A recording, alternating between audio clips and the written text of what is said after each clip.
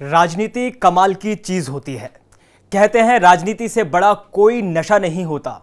यकीन ना हो तो भोजपुरी के सुपरस्टार पवन सिंह को देख लीजिए। नमस्कार, स्वागत है आपका आयोन भारत बिहार झारखंड में। मैं हूं आपके साथ कमल मिश्रा। ना करते करते एक साल पहले राजनीति में कदम रखा था। अभी पिछले साल 2024 में लोकसभा का चुनाव लड़ा था।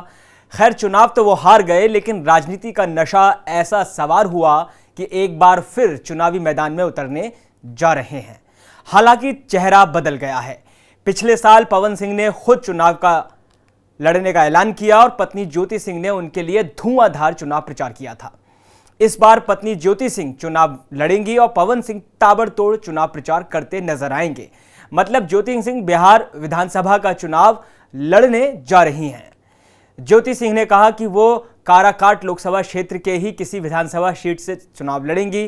किसी पार्टी ने टिकट दिया तो ठीक, नहीं दिया तो निर्दलीय मैदान में उतरेंगी, जैसे पवन सिंह ने किया था। पवन सिंह ने रोहतास जिले के काराकाट लोकसभा सीट से निर्दलीय चुनाव लड़ा था। अब ज्योति सिंह विधानसभा चुनाव लड़ने जा रही हैं। हालांकि पवन सिंह ने बहुत जोर लगाया था कि बीजेपी उन्हें आरा या काराकाट लोकसभा सीट से उम्मीदवार बनाए, लेकिन बीजेपी अपने स्थानीय नेताओं और कार्यकर्ताओं की अनदेखी नहीं कर सकी। दरअसल बीजेपी ने पवन सिंह को बिहारी बाबू यानी शत्रुघ्न सिन्हा के खिलाफ आसनसोल से टिकट दिया था। पश्चिम बंगाल के आसनसोल से टीएमसी ने शत्रुघ्न सिन्हा को मैदान में उतारा था। बीजेपी चाहती थी कि पवन सिंह शॉटगन के सामने मैदान में उतरें, लेकिन पवन सिंह ने मना कर दिया। जवाब में बीजेपी ने आरा और काराकाट से उम्मीदवार नहीं बनाया। अब उनकी पत्नी ज्योति सिंह कह रही हैं कि कोई पार्टी टिकट दे तो ठीक है, नहीं तो निर्दलीय दांव आजमाएंगी।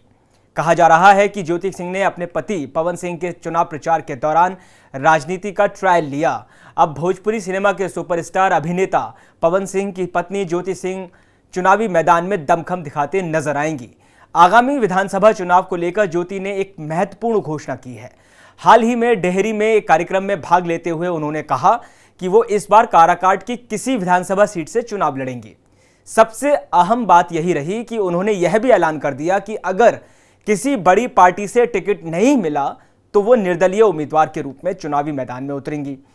पिछले एक साल से ज्योति सिंह लगातार काराकाट क्षेत्र में सक्रिय हैं।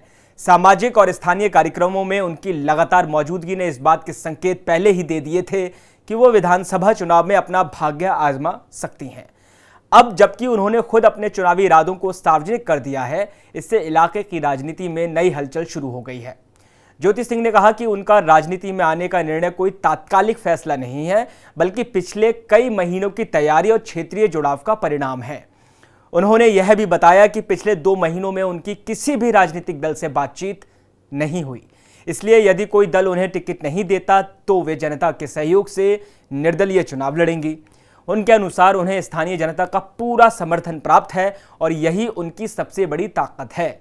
इस घोषणा के साथ ही यह भी तय हो गया है कि काराकाट ही उनकी चुनावी कर्मभूमि होगी। उन्होंने यह भी दोहराया कि वे किसी अन्य क्षेत्र से चुनाव नहीं लड़ेंगी। उनका लक्ष्य केवल काराकाट विधानसभा क्षेत्र पर केंद्रित रहेगा। इससे साफ है कि उन्होंने अपनी रणनीति को लेकर पूरी तैयारी कर ली है। कुल मिलाकर पवन सिंह और उनकी पत्नी ज्योति सिंह ने राजनीति को चख लिया है, जिसका रोग आसानी से छूटता नहीं। अब देखना है कि ज्योति सिंह लोकसभा चुनाव में पति की हार का हिसाब ले पाती हैं या नहीं ले पाती, या मात खाकर पति की बराबरी करती हैं। इस वीडियो में फिलहाल इतना ही। देश और दुनिया की बाकी तमाम खबरों के लिए आप देखते रहें आयोन भारत बिहार झारखंड। नमस्कार।